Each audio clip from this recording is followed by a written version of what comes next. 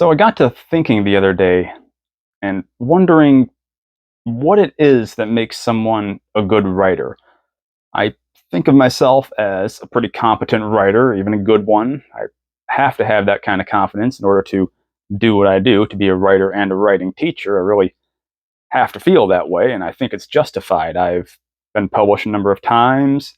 I've won writing contests for cash. I've been paid to write on numerous occasions, and now I'm paid to teach writing. So there's something to that. I've got my bona fides saying that I'm at least a competent writer, if not crossing into the good territory.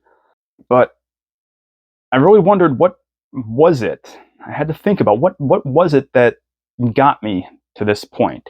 What gets other writers to the point where they cross over the border from bad to mediocre, from mediocre to good? And then good to great is obviously the next step. And I don't know what it is that makes greatness. I know when I see it. I've been teaching literature for a while as well, and I feel, and I've read tons of books, and I'm going to get to that. I feel like I know what makes writing great when I see it, but I don't know what makes a great writer. If Stephen King couldn't figure that out, I don't think I'm ready to throw my hat in the ring for greatness yet, to comment on that. But I do think I have some insight onto what makes a writer good, how a writer becomes good, at least for me, from my personal experience, how I became at least as competent as I am today. And I just got to thinking, and I took out my pen and I started writing, as one does. And I came up with, well, you'll see. I'm going to give you my secret, and hopefully it helps you out as well, or at least inspires you. So here we go. Strap in. You've probably heard the advice that the secret to becoming a good writer is to write a lot and read a lot. Especially if you've been writing for a little while, you've heard this. You may also have heard that to expand your writing skills, you need to read widely as well as deeply. Why is this? It's because writing, just like any artistic endeavor, like anything we do, begins with imitation. There's no shame in imitating the writers you love when you're just starting out. A baby has to imitate the adults to learn to walk and to talk, right? An early writer has to imitate the works he reads. Some of the first books I fell in love with were the Hardy Boys and Encyclopedia Brown novels. So naturally, some of my earliest writing endeavors involved teen sleuths solving mysteries. Not long after that, I became enamored with the Karate Kid and Star Trek, the OG version. So, of course, I wrote stories of intelligent aliens jump-kicking bad guys in space. The Call of the Wild and Old Yeller, the book and the movie, turned me to telling tales from a dog's point of view. My, at the time undiagnosed, Asperger's brain could relate better to animals than humans anyway. Scary stories to tell in the dark and Edgar Allan Poe drove my pen to tales of the ghostly and macabre and led to my first publicly published work at the age of 11. And then, of course, Narnia and Middle-earth inspired a love affair with the fantastic that continues to this very day.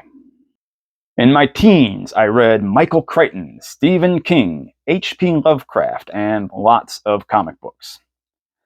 My writing became an outlet for my anger and depression and got me sent to the school psychologist office more than one time. It's a true story. You can ask my mom. My later teens turned me on to J.D. Salinger, Ayn Rand, and William Shakespeare. And I held an ongoing love for Mark Twain, Robert Louis Stevenson, and Arthur Conan Doyle. In my early 20s, I discovered Neil Gaiman, George R.R. Martin, and Ursula K. Le Guin.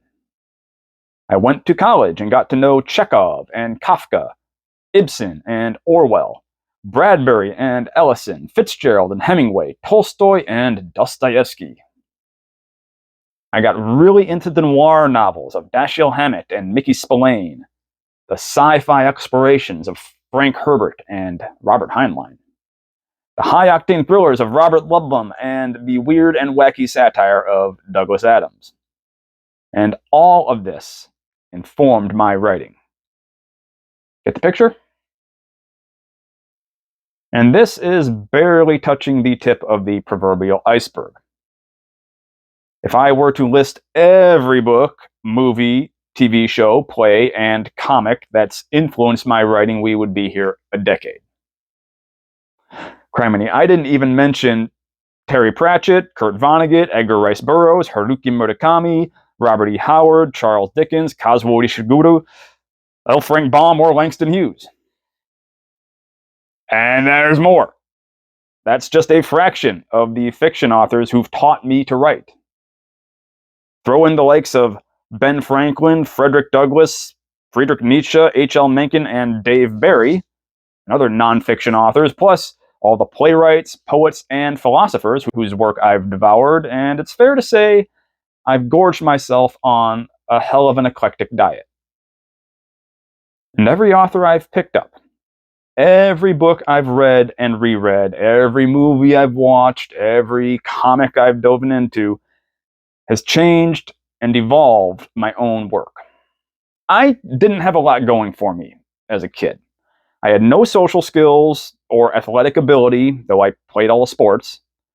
I couldn't draw a coherent stick figure to save my life, and I sucked at guitar.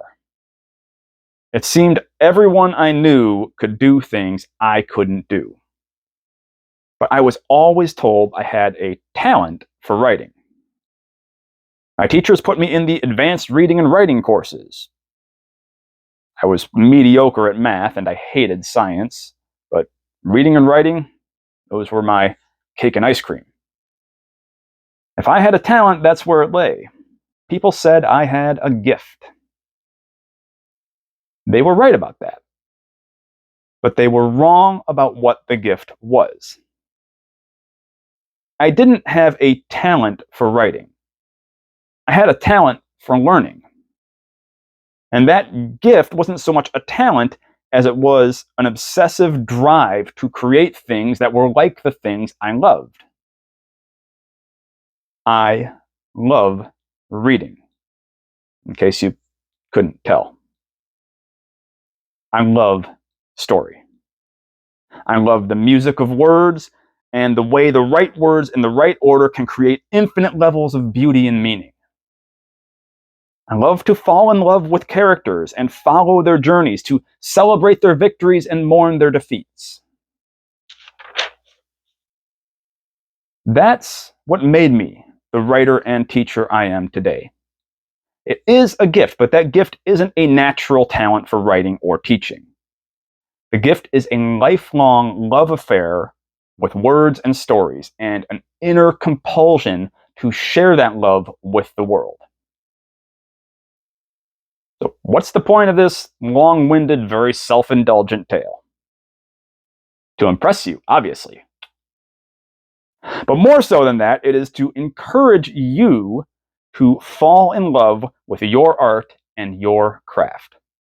To expand your mental diet and feed your mind from a rich variety of sources, allowing each piece you read, see, or hear to impact your work in some way. To let go of the limits of what you think you like and what you think you can do. When you do this, when you commit to reading deeply and widely, to stretching yourself outside of your favorite authors and genres, outside of your comfort zone, you'll find your writing takes on new life and new dimensions. You'll find yourself able to do things on the page you couldn't have imagined before.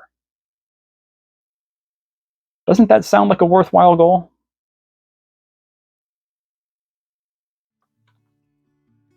I hope that inspired you in some way, or at least gave you some food for thought. Thank you for watching and listening. If you enjoyed this video, please hit the like and subscribe button at the top, and please share it with anyone who you think needs to hear it. Again, I've been Luke Morris. This has been Creative Writing Corner. And until next time, good luck and good writing. Peace.